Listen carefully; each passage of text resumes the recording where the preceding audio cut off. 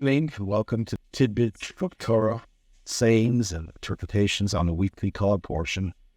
This week, Friday Sarah, the light of Sarah. It's interesting that there are two portions of the Torah that have the word for life in it. Chaye Sarah, the light of Sarah, and a little bit later, at the end of the book of Bereshit, of Genesis, it's by Yefi Yaakov and Yaakov live. Both of these sections talk about the passing and the burial of these two patriarchs and matriarchs. Sarah, all of her life was mentioned in last week's Torah portion. This week is about her passing and her burial. Zaychin it Vayifi Yaakov. There it talks about Yaakov's end of life and how he summons his son Joseph to make sure that he's buried in Israel. So what we see from this is the general idea that the life of a tzaddik, of a righteous person, is not the physical life. And therefore, even after the tzaddik, the righteous person, is no longer here physically, nevertheless, they are still considered to be alive. In fact, the Talmud tells us, Zohar, Midrash, that when you're dealing with a rasha, an evildoer, even when he's alive, he's really dead, because his whole life is connected to things that are the opposite of true life. Whereas a tzaddik, a righteous person, even when he's no longer physically alive, he is truly considered to be alive. The Zohar uses this to answer questions about the propriety of people going to the graves of tzaddikim, of righteous people, to pray to God. Isn't there a commandment in the Torah that prohibits seeking the counsel of the dead? Dorish or a mason. It's a necromancy. Necromancy, it's a form of idol worship. And the Zohar says that's true when you go to someone who is dead and to ask him to intercede for behalf of yourself. But when you're dealing with a tzaddik, a righteous person, the Zohar says, then she is alive even after they're no longer physically here.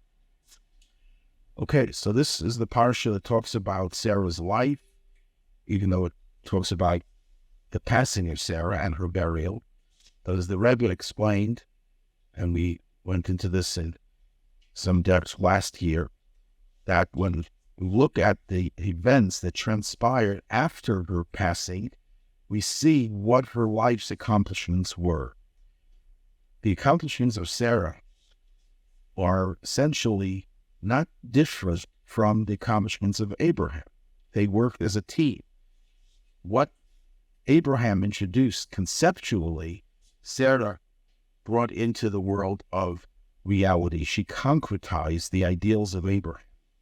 If Abraham was a generalist, you could say, Sarah was a specialist. If Abraham was a theoretician, Sarah was the one who engaged in applied spirituality, implied Judaism.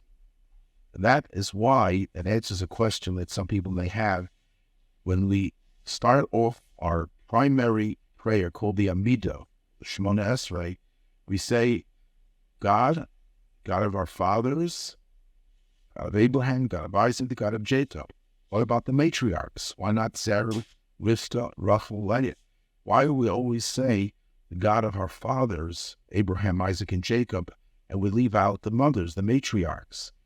And the answer is that the matriarchs and the patriarchs are not two separate entities. We don't count them separately.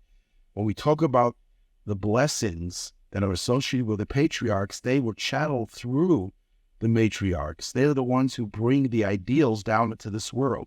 If you separate the two, when you make it sound like you have two distinct forces, you're taking the theoretical and you're keeping it separate and keeping the practical. If the practical does not translate the theoretical, and the practical is not really very important, and if theoretical is not translated into real life, then it remains theory and it's not really relevant, because God didn't create us in this world just to deal with theories. So Sarah is Abraham concretized. And that's why what we find in this Torah question is, what does Sarah accomplish? Through her, Abraham has a foothold in the land of Israel. Till now, Abraham was, you could say, renting, and now he finally purchases the cave of Machpelah for the burial of Sarah that becomes his territory. Now, the Torah says that he comes and he haggles with Ephraim, the leader of the tribe that resided there, Shittim, and it's an unusual haggling. Ephraim wants him to take it for nothing, and Abraham insists on paying for it. Not quite the type of bargaining that you hear about in the Middle East. And finally, Ephraim, quote unquote, relents, and he says, okay, and he charges him an example amount for the burial place. And Abraham is more than happy to oblige him. Now, the question is, why does Abraham pay for this land? God promised this land to him. And we find a similar thing with King David. King David purchases the mount upon which the temple would be built, Moriah, and he paid the full price for it from a man called Aravna or Arnold. Why did he have to pay for it? It was his. King David was the king. The land was conquered. And the answer is, on a simple level, because these are such important sites, the Moriah, Chevron, two holy places that Abraham and later on King David did not want there should be any question about Jewish ownership of these places. And the irony is that these two places are the most hotly contested places today by the people who are the usurpers who try to invade it. Word Plishtim, Philistines, or Palestinians comes from the word that means to invade, to make an incursion into land that is not yours.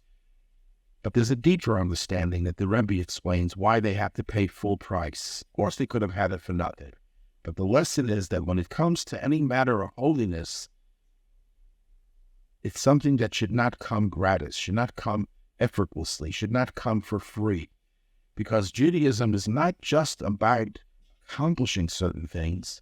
It's about the act that you perform in the accomplishment as well.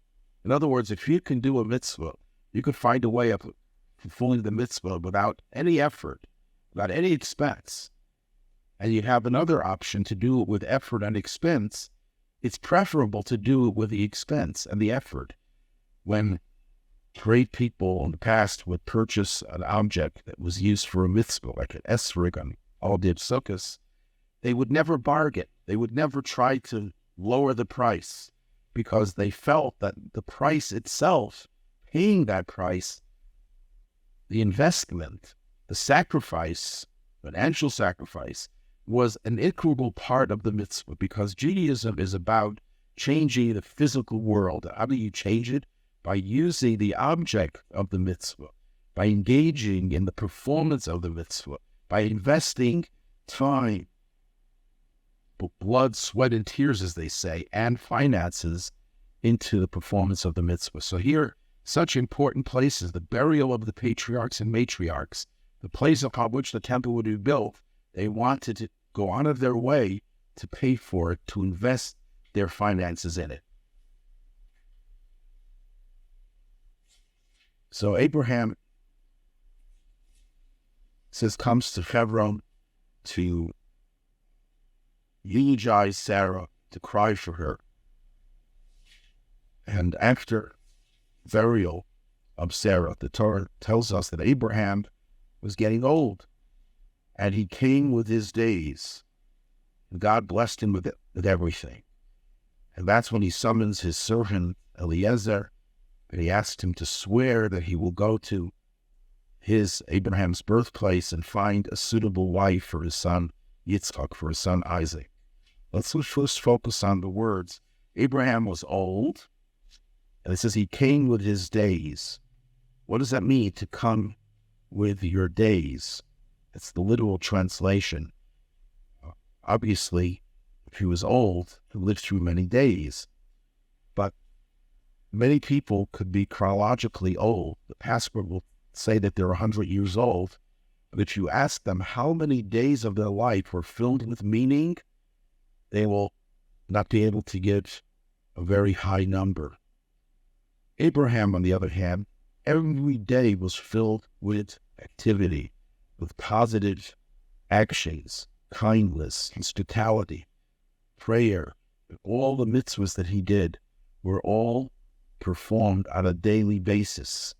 The Baal Shem Tov said that if you can do, let's say, a few mitzvahs in one day, and the next day you do nothing other than the routine things that we do every day anyhow, that's not the ideal. The idea is that every day should have a mitzvah performed on that day so that no day goes by without it being filled with mitzvahs. And the logic behind that, the philosophy behind that, is that Judaism doesn't only view space as an entity that exists that you have to mold and shape and fill with meaning, like you take a house and you turn it into a dwelling where you serve God, where you pray, where you study Torah, where you do acts of kindness, hospitality. Synagogue is a holy place where we do prayer and so on. So we understand how we can take areas, locations, places, space, and turn it into something more spiritual, more holy. But Judaism also believes the same can be done with time. Time is also a creation of God. And every time could be neglected. You could just pass through that time and nothing is done. So the time is very raw, like a piece of wood. Or you can mold and shape it into a beautiful piece, a beautiful sculpture, a beautiful piece of art. When you do a mitzvah and you fill every day with meaning, that is an art show where you're sculpting the time. The time itself should be holy, just like you can do that with space, you can do that with time. Well, now that he's getting on in years, and it's time for him to find a wife for his son Isaac, who was not a spring chicken. He was about 40 years old. So we asked Eliezer to go and find him a wife. But where does he send him? To his birthplace, Haran. His father's house, his birthplace. There's some controversy about where was Abraham's real birthplace. Was it Haran? Was it Ur Kasdim? But we won't go into that right now. Just suffice it to say that he wanted him not to find a wife from the Canaanite people. In fact, Eliezer, our sages tell us, had a daughter, and he would have loved to become Abraham's son-in-law, Abraham's mechutin, so that his daughter would become Abraham's daughter-in-law, rather. But Abraham said, no, I don't want my son to marry a Canaanite woman. Now, the question is, why not? Eliezer was apparently a very loyal, faithful servant to Abraham. And according to the oral tradition, he actually taught Abraham's teachings, spread them around, propagated them to people that Abraham himself did not reach. So what would be wrong if Abraham's son, Isaac, would marry Eliezer's daughter? So Abraham says, well, I can't allow members of my family to marry into the Canaanite tribes. So you'd say, well, the Canaanites were idol worshippers. Well, first of all, Eliezer's daughter was probably not an idol worshiper, but the people in Haran were idol worshippers. Lavan, the father, the brother of Rivka, the father of Rachel and Leah, was an idolater. Torah makes it very clear that he had what is called the terafim in his house. So why would he prefer getting a bride from a place where we know for sure they were worshiping idols, instead of a daughter of his servant Eliezer, who was probably a monotheist and did not suffer from the same ideological perversions of the people in Haran? And the answer given by the Ra, or Ben Anissim, one of the early commentators of the 13th century, and later on expounded on in many other commentaries, is that there are two types of evil in this world. There's ideological evil, and there is also behavioral evil, or the personality type, evil type. When a person is an idol worshiper, that really means that that person is ideologically challenged, put it mildly. They can believe that an idol, worship the idol, that shows there's something wrong with their ideology, with their belief system. Then there are people who are morally deficient. They're naturally cruel, naturally disposed towards looking down at other people and all the other vices that demonstrate a defective character. The difference between these two evils, they're both bad. The difference between ideological evil and moral evil is that ideological evil is not hereditary. It's not in the DNA of a person. It's something that you learn. So you could always take an idolater and see to it that they can change their belief system. Certainly you can take their children who are not idolaters and say they're not going to inherit it. It's not in their genes. It's not a genetic thing. But when it comes to cruelty, when it comes to other moral deficiencies, those could be embedded in the very genetic code of the individual. They're hereditary. If you see a cruel person, there's a likelihood that the children, even if it's not something that they're initiated into, even if they're far away from their father, there's always that genetic code. Of course, you could always overcome it. Judaism does not believe that anything is programmed in us that we can't get around it. But nevertheless, Abraham was concerned. The Canaanite people were known as a corrupt people. We know that the first person called Canaan, Noah's grandson, was the one who actually saw Noah in his exposed, compromised state. He's the one who came running to tell Noah's sons, and Noah cursed him that he should be a slave to his brothers. It seems that this man was a very, very corrupt person, morally speaking. That's why Abraham didn't want a family that had that stigma attached to it. Rather, go to Lavan. Lavan and Bethuel, they were idolaters, but the daughter Rivka was not, and it's not something that would carry over into the next generation. So Eliezer comes and he makes this credible condition, says if the girl who will not only give me water upon my request, but will also offer to give water to the camels, she is the one that God had in mind for my master's son. And of course, that's exactly what happened. Rivka was a paragon of virtue, of kindness. She fit directly into the household of Abraham. And he then goes to speak to her father and her brother. And as soon as they hear the story, how everything just fit, they were silenced. Actually, they were better than silenced. They said, Ma'ashem Yadzah Dabar. This must have come from God. This is in chapter 24, verse 50.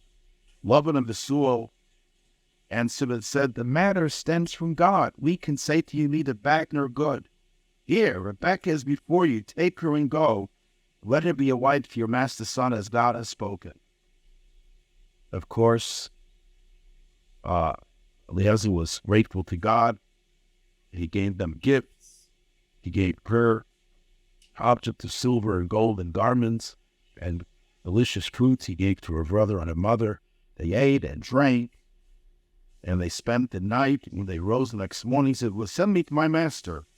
We need to go now. And her brother and mother said, let her remain. Let the maiden remain with us a year or 10 months. Then she will go. Then he said to them, don't delay me now that God has made my journey successful. Send me, and I will go to my master. And then they said, let's call her and ask her. All of a sudden they became feminists that thought that women have a right to have a say whether they want to get married to someone. It never said that until now. What happened to change their attitude from saying it came from God, we can't say anything good or bad, and all of a sudden they're now saying, well, it's like months or a year, and we have to ask her if she wants to go. And so Rebbe explains that what changed was the fact that it was customary from the time of betrothal until the actual moving in together, living together, that they would spend 10 months or a year in preparation for the wedding. That was the custom. The custom was held in very high regard in those days. People would kill before they would violate a custom. Lavan, which this struggle later on he tricks Jacob and gives the Leah instead of Rachel. He says, well, it's against the custom to marry off the younger daughter before the older daughter. All of a sudden, he became a saint and he has to follow custom. But that was not just feigned piety. That was an ingrained thing that you have to follow custom. And all of a sudden, Eliezer is defying the customs, says, let me go with her now. They realized that this couldn't come from God. God would never want us to violate our customs. And that's when they said we have to ask her if she's willing to go.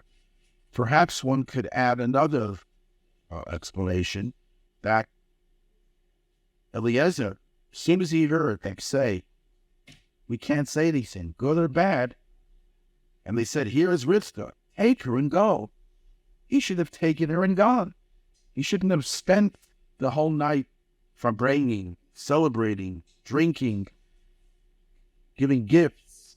And the next morning he wakes up and says, I have to go with her. If this came from God, how could you delay even a second? He should have taken her immediately as per their offer. They had themselves said it. At any rate, they asked her if she wants to go, and she, of course, said yes. The rest is history.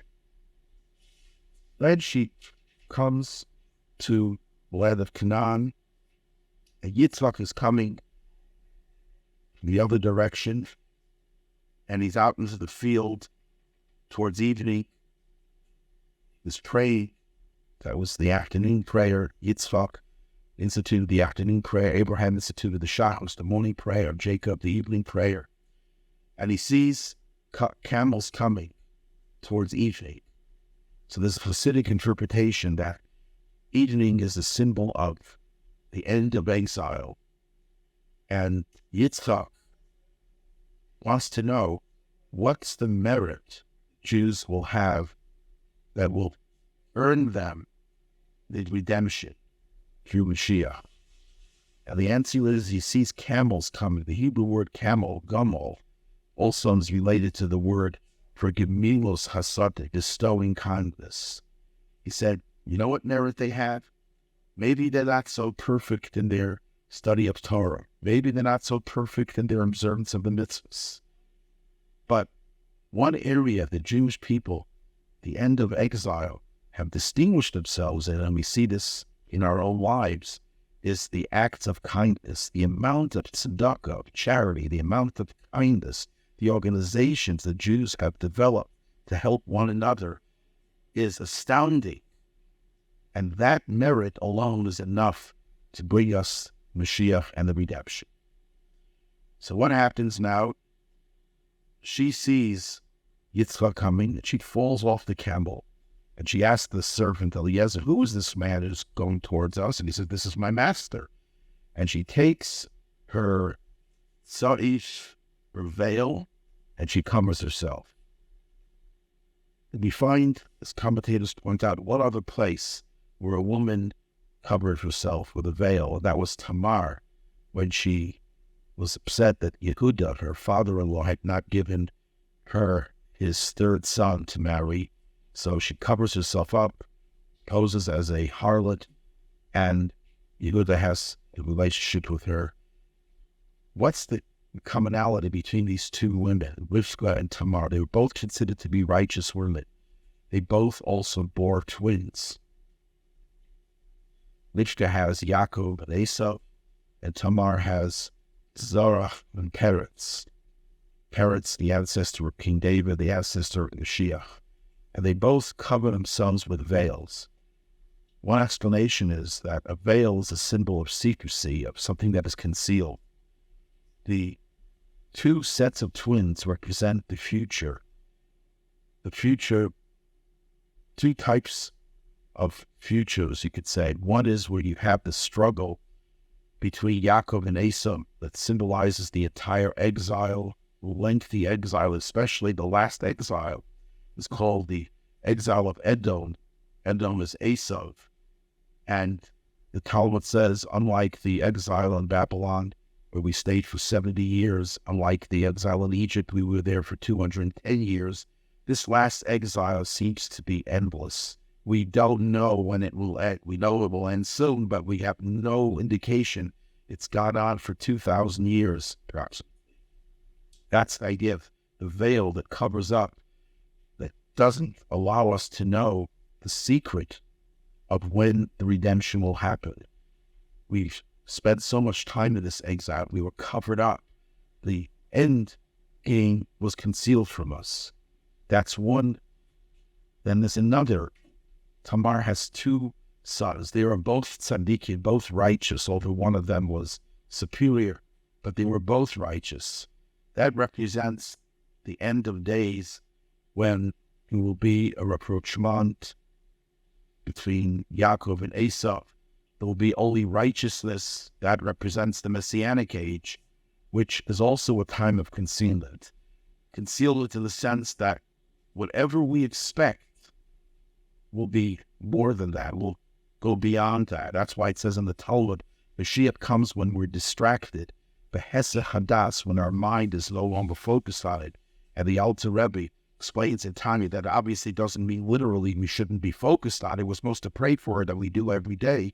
But it means that Mashiach and redemption will transcend our understanding, that it's elusive. We can never fathom the depth and the infinite nature of the Messianic age. That's why both of these women represent the two stages, the exile struggle between Yaakov and Esau.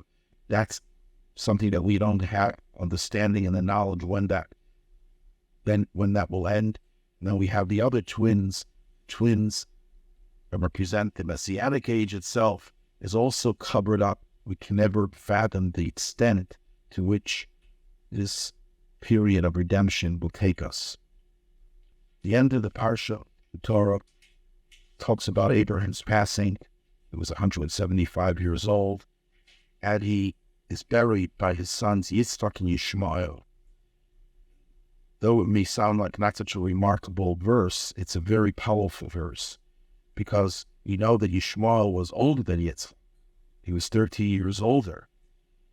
Yet, and the Torah usually lists things in chronological order, unless there's a special reason when it doesn't. Here it puts Yitzchak before Ishmael, the younger son, before the older one. And Rashi explains that from here we derive that Ishmael did tshuva, that he repented, and he allowed Yitzchak to go before him. He recognized that Yitzchak was the true heir of Abraham. You know that the struggle between Yitzchak and Ishmael was about inheritance. It's about who will represent Abraham and his legacy. And Ishmael considered himself to be the senior son. He used to pride himself that he was circumcised at the age of 13. Isaac was only 8 days old, but he had no choice. And he was thrown out of the house because he was fooling around with Isaac, trying to kill him, as our sages tell us. So he was not exactly a model child, but at the end of his life, after the time Abraham passed away, at the end of Abraham's life, that is, Ishmael did tshuva, he repented. And we now know, based on other comments of Rashi, that Abraham's father, Terah, who was an idolater, at the end of his life, he did tshuva, he repented. His wife, Hagar, who became an idol worshiper after and sent her away, returned, and she became a very righteous woman. And his son Ishmael likewise did tshuva and became a righteous person. And the Rebbe explains that's because Abraham's appeal was not only to strangers, but he had the effect on his own family members. Sometimes it doesn't work that way. Sometimes people who are extremely successful in influencing and inspiring strangers. I know people who are so dynamic and charismatic that they influenced hundreds, maybe thousands of people to become observant, to get closer to Judaism, but they couldn't influence their own family members, because sometimes it's the most difficult thing to have that effect on those who are closest to you. Abraham passed away with a legacy of strangers and his own family who were all on the right path as well.